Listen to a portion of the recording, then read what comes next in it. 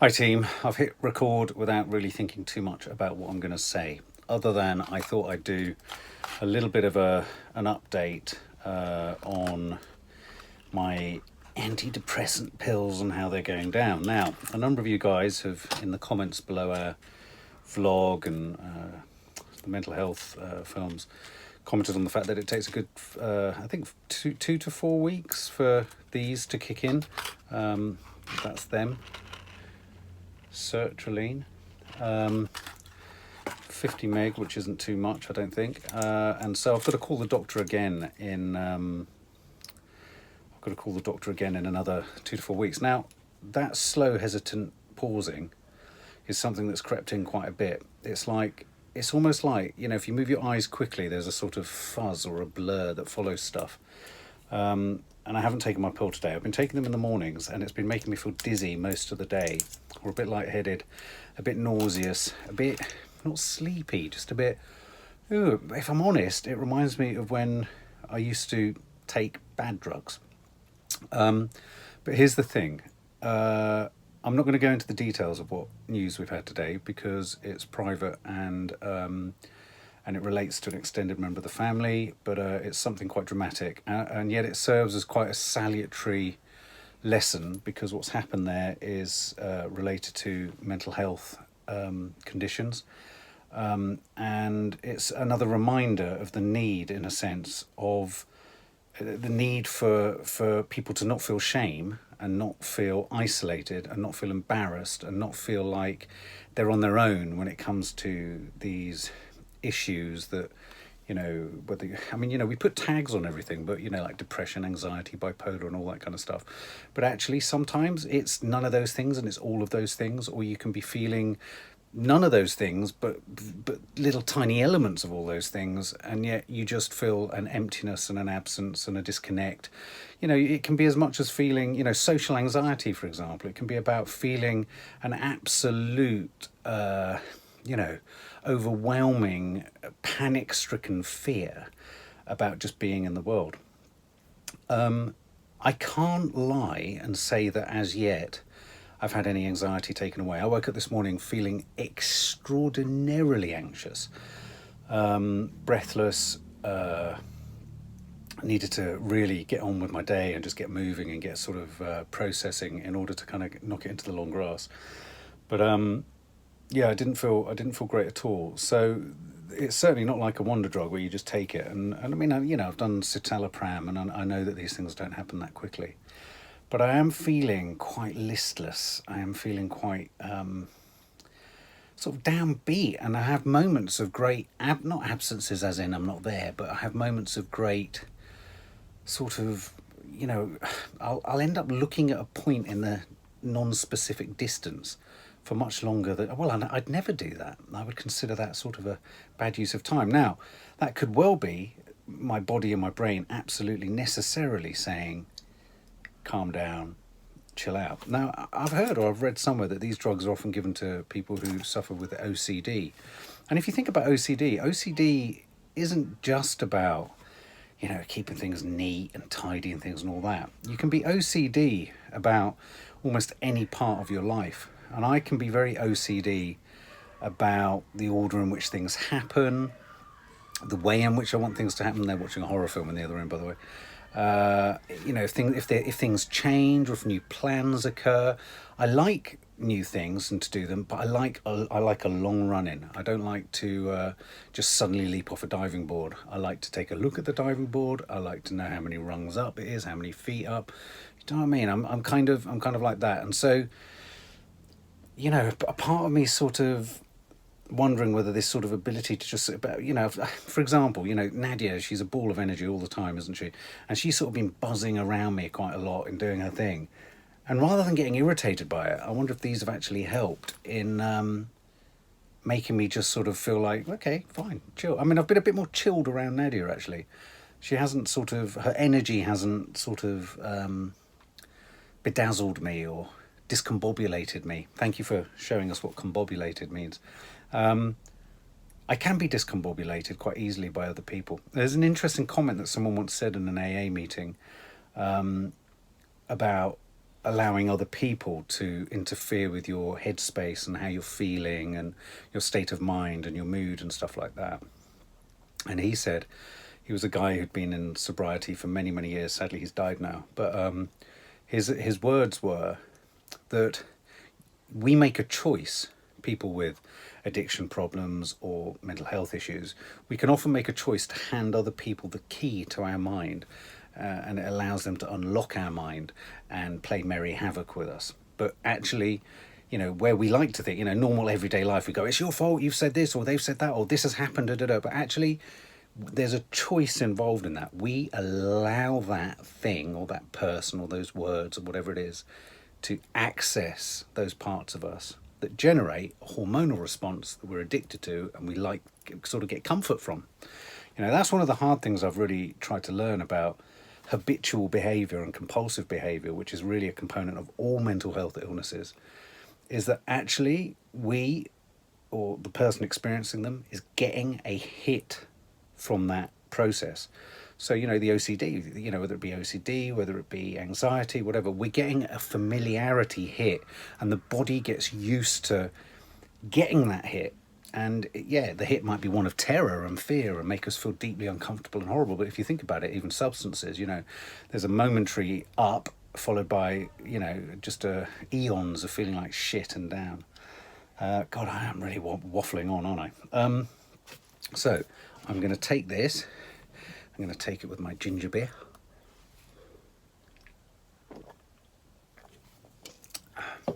And I'm taking it at this end of the day. Some people have said they've had bad night's sleep. I've slept all right, actually, but I just wanted to avoid, if they're going to make me feel lethargic and tired and weird, then I'd rather that happened at the end of the day.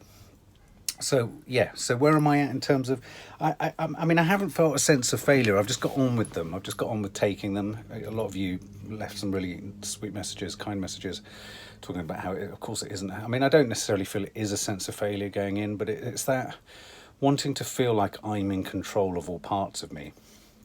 But as someone said, you know, if you had a heart condition or diabetes, you don't think any less of yourself for that, do you? You just accept that there's a part of your body that needs some aid or support or what have you. But this news today that we had just made me think, you know, if there's just one person who watches some of these films, which we're not doing too regularly, or I'm not doing too regularly, but I thought I'd just do little touch bases with you once a week. It might work, and we will definitely do a live Q&A about mental health issues. But this thing that's happened really has sort of made me think a lot about how important it is to sort your mental health issues out as quickly as you can. That doesn't mean you resolve them, because often you can't resolve them, but I mean, you know, just attend to them, just try and see if someone can help you with them, whether it be through therapy or whatever, because the negative consequences of not dealing with stuff can be just catastrophic. So that's it really. I just wanted to check in. I mean, I'm not feeling anything other than I feel like I'm on cruise control. I feel like I'm breezing through. I'm not particularly liking that, because I do thrive off that slightly jaggedy sort of, if you think of a stock market chart, you know, I'm guessing for the people around me, it'd be more telling if say NADIA, that's them screaming at a film, by the way, might be a bit more telling if NADIA was to say how I've been since I've been on them. I certainly haven't been as, not paranoid, but you know, there's that thing that Nadia often says about being a bit chippy or a little bit self-conscious or unable to just not see through what I'm worried people will be thinking of me in a situation. I haven't been feeling that as much, so that's got to be a plus. I suppose one does end up taking a pill. You do sort of think, is there going to be a hallelujah moment? I can't work out if I feel a bit anticlimactic about it all. I can't work out whether I'm going to need a higher dose. I can't work out even now as I'm looking at myself. I just look like I'm slightly sort of spaced. I do feel spaced. And that's very unusual. That lack of expression in my eyes is how I feel most of the time. I can't work out whether taking something like this is as simple a solution in a sense as having a drink. Am I looking, and are these artificially creating in their own way the same sort of masking or filling or eclipsing, if you like, of whatever it is that's bothering you, or whatever it is that's at work. And on a Friday, you know, like on a Friday, I always find it really hard. I find Fridays really difficult to contend with, if I'm honest. And it's weird because when Nadia goes away, it's really nice that she's away, by the way. That's not the problem. But when she's away, she's such a nervous bundle of energy that she really sort of, she busies the house up. So when she's not here, the girls are actually quite low-key in and of themselves. And I'm much more low-key when she's not here, just as she is when I'm not here. But it does allow you to be in your own headspace. And sometimes that's good, but sometimes it can be bloody petrifying. I mean, sometimes when you've got the space to think and the time to think and the lack of noise to think or the lack of distraction, you know, you do sometimes wonder whether we should think to, you know, is there a limit to how much we should think about things? Because if I start thinking, I can't stop. My leg is shaking now. I'm probably knocking the camera. Is that moving? You know, I start to think, and my thinking goes down a labyrinth. These drugs haven't stopped me thinking. I'm sitting in a bit more of a daze, thinking in a labyrinthine sort of way. Like it just goes on and on and on, and then I go left, and then I go right, and then I go left again. It's the lack of articulacy that I'm finding really difficult. Am I seeming less articulate? I don't know. I'll tell you something else that I've noticed. I've really struggled with focusing since I've been taking them. Has anyone else found that? It's like now, I'm really struggling to see the number counter. In fact, an accurate way of describing what's going on in my head at the moment is my heart is still having the same physical reaction to the anxiety. You know, there are palpitations, there's that sense of a bottomless pit in there. It's that sense that one's falling almost through a hole without any support. And yet in my head, I feel like I'm sort of at a really high height in sort of an ivory tower. I'm looking down on myself and I'm just kind of going like this. Whereas, whilst, you know, inside me, there's the same shit going on. So I'm beginning to wonder, is it a little bit like most drugs where, you know, they simply, it's like a plaster, you know, you cover the cut, but underneath it, the cut's still the cut. You band-aid the, you know, the outside of your mind, but inside it's still, I mean, I do actually want to return to my primary addiction tonight. I just want to stuff my face with bad food. I want to eat Pringles. I want to eat bags and boxes of chocolate. I want to just drink loads and loads of sweet-flavoured drinks. I could eat custard tarts, I could eat chocolate eclairs, I could eat donuts, I could dunk digestives repeatedly into extraordinarily sweet cups of tea. My shrink in rehab said to me once, he said, look, everyone has this hole, you know, everyone who has a mental health issue or an addiction issue or a, you know, substance abuse issue, or an eating disorder or whatever. And let's work from the assumption that most people have that to a larger or lesser degree. But everyone has in them a sort of black hole of fire coming out of it. And that fire is, you could argue very simplistically, is the cause of most of your self-destruction and all the things that you do wrong in your life. But it's also an energy source for who you are. And he really helped me with this, actually, when he said this. And he I won't get to the specifics, but he was talking about a lot of the issues that I was dealing with or trying to resolve around my upbringing and parenting and experiences and what I'd been through and seen. He said the really important thing to do is what we're trying to reprogram your mind and heart to do is not to actually put out the fire. Because if you put out the fire, that's when it can become, if you try and completely deny the presence of the fire, then it's gonna come out in the most sort of, you know, damaging ways, sudden ways, you binge drink, you know, all this kind of stuff. Or the way it is coming out, which is through drinking. You're trying to put it out completely by drinking or smoking or by drugging or eating or not eating. But I remember him saying it's really important that what you need to do in life for successful living is you need to live your life in relationship to that fire. Sort of almost walking around the circumference of the edges of that fire, gaining heat from it, but never falling into it or never trying to put a lid on it, because that fire is actually what makes you you.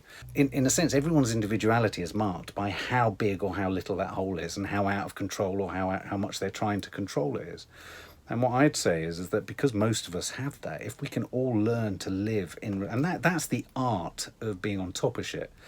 And we're all going to go through different periods of our life where we're succeeding at that more at certain points and not succeeding so much at other times. And I felt like, you know, the decision to go back onto these was that I was struggling to get that balance right. I was struggling to be able to live in relationship to it. I felt like I was actually being burnt by that fire. I felt like I was actually being, you know, almost pulled in, and I was trying to sort of fill it and cover it with work and all sorts of other things. And so you know, this, I hope, is just going to be part of the journey, which I might end up stop taking in order to get back to a more sort of, I don't know, a more sort of a healthy distance and healthy relationship to that fire. But it's quite for me, it's quite a useful analogy, and maybe it'll be useful for you, I don't know. Anyway, share any of your thoughts. If you're feeling down, if you're feeling vulnerable, if you're feeling isolated, if you're feeling alienated, if you're feeling anxious, talk to someone, phone up someone in your family, talk to them, or if you need help, for God's sake, reach out to an organisation that can help you.